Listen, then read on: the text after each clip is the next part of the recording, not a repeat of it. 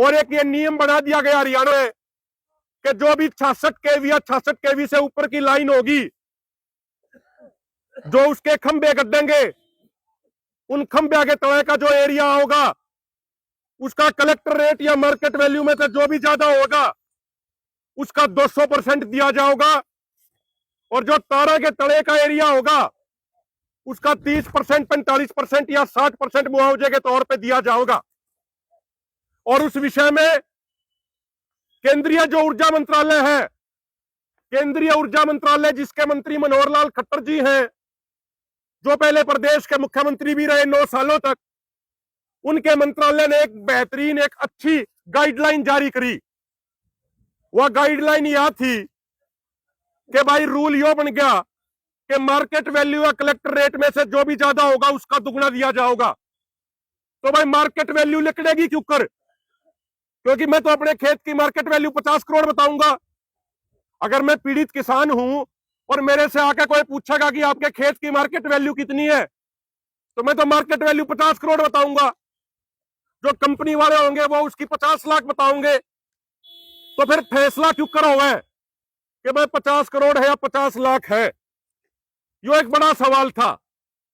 तो उसको लेकर केंद्रीय ऊर्जा मंत्रालय ने एक गाइडलाइन जारी करी, जो अच्छी गाइडलाइन थी।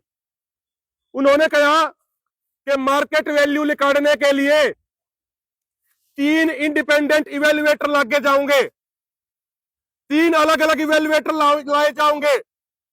एक इवेल्युएटर होगा पीड़ित किसानों की तरफ से, एक इवेल्युएटर होगा कंपनी वालों की तरफ से, और एक इवेल्युएटर होगा सरकार की तरफ से। और उसके बाद मुआवजा तय किया जाएगा। तीनों अलग अलग इंडिपेंडेंट इवेल्युएटर होंगे। लेकिन मेरे भाइयों, मेरे बुजुर्गों, जो मनोहर लाल खट्टर जी के मंत्रालय ने जो गाइडलाइन जारी करी, उन गाइडलाइनों में हरियाणा के किसानों के साथ एक बहुत बड़ा खेल कर दिया गया। हरियाणा के किसानों के साथ एक बहुत बड़ा विश्वासघात कर दिया गया। माननीय मनोहर लाल खट्टर जी हरियाणा से आते हैं, 9 साल तक हरियाणा के मुख्यमंत्री रहे, लेकिन जब उनका मंत्रालय को एक गाइडलाइन बना रहा था तो उसी हरियाणा के किसानों के साथ बहुत बड़ा अन्याय कर दिया गया। और वो अन्याय क्या किया गया? जो केंद्र सरकार ने गाइडलाइन जारी करी, उस गाइडलाइन में लिख दिया कि मार्केट वैल्यू काटने के लिए जो अलग अलग 3 इवेल्युएटर लगाए जाएंगे, वो फार्मूला सिर्फ इंटर स्टेट लाइनों के लिए लागू होगा, इंट्रा स्टेट लाइनों के लिए लागू नहीं होगा। मैं अपनी देसी भाषा में आपने बताऊं, इंटर स्टेट का मतलब हुआ है जो लाइन एक राज्य से दूसरे राज्य में जाती होगी, 2 राज्य के बीच में के जो लाइन 2 राज्य के उसमें जाओगी लाइन, उसको बोला जाता है इंटर स्टेट लाइन। और जो एक राज्य के भीतर होगी, जो एक ही राज्य के एक जिले से दूसरे जिले में जाओगी, उसको बोला जाओ है इंट्रा स्टेट लाइन। तो जो लाइन एक राज्य से दूसरे राज्य में जाओगी, सिर्फ उसी की मार्केट वैल्यू काटने के लिए 3 अलग अलग इवेल्युएटर लगेंगे। और जो इंट्रा स्टेट लाइन होगी, जो एक ही राज्य के एक जिले से दूसरे जिले में जाओगी, उसकी मार्केट वैल्यू काटने के लिए इवेल्युएटर नहीं लगेंगे। उसकी मार्केट वैल्यू काटने के लिए डीसी के नेतृत्व में एक यूजर कमेटी बना दी जाएगी, और वो यूजर कमेटी आपकी रजिस्ट्री के आधार पर आपकी मार्केट वैल्यू तय कर देगी। तो हमारी पहली मांग ये है इस विषय में, और इसका हम पत्र भी आज सौंपेंगे केंद्रीय ऊर्जा मंत्रालय से, मीटिंग के लिए समय भी मांगेंगे, मुख्यमंत्री जी से भी मीटिंग के लिए समय मांगेंगे। और इसी मुद्दे पर पहले आप 15 दिसंबर ने पानीपत में भी बड़ा प्रदर्शन कर चुके हैं, 18 सितंबर ने सोनीपत में प्रदर्शन कर चुके हैं।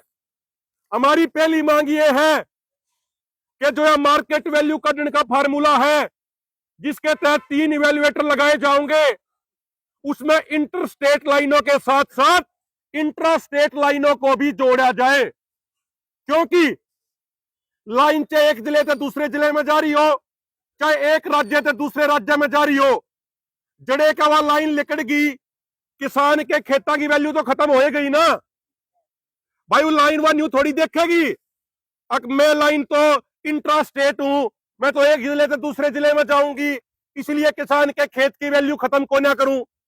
और इंटर स्टेट लाइन न्यू देखा है, अगर मन्नत है एक राज्य से दूसरे राज्य में जाना है, इसलिए मैं इनकी जमीन की वैल्यू खत्म कर दूं, ऐसा तो नहीं होता ना भाई। लाइन जड़ेगा लिकड़गी, खंबे जड़ेगा गड़गे, उनकी वैल्यू तो खत्म होगी ना, किसान का तो नुकसान हो गया ना। तो लाइन चाहे इंटर स्टेट हो चाहे इंट्रा स्टेट हो, उसकी मार्केट वैल्यू काटने के लिए 3 अलग अलग इवेल्युएटर लगाए जाने चाहिए। यह बात सही है गलत, एक बात खड़े करके सारे बताओ एक बार।